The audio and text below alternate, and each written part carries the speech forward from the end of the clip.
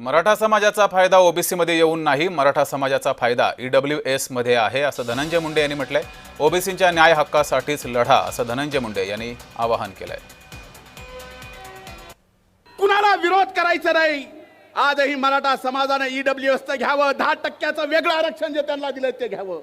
आम्ही सोबत आहेत, आम्ही खांद्याला खांदा लावून लढा दिला।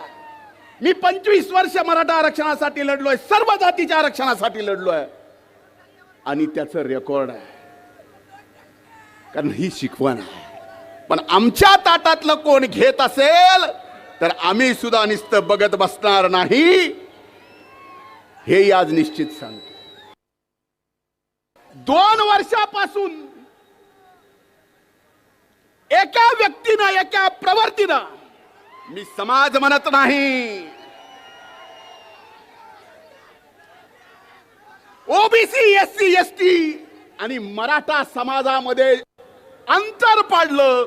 ते अंतर कुठून पडलं? कुठून पडलं?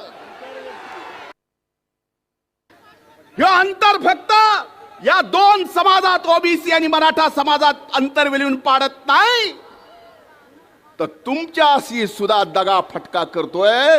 उदाहरणानिशी सांगतो, नाही तर त्यांनी तरी यावं 13 कोटी जनतेच्या समोर, हाके साहेब आपण सुद्धा इकडे जाऊ, की खरा फायदा मराठा समाजाचा या ओबीसीत येऊन नाही, तर खरा फायदा मराठा समाजाचा सुद्धा ईडब्ल्यूएस मध्ये जाऊन आहे, इकडे नाही।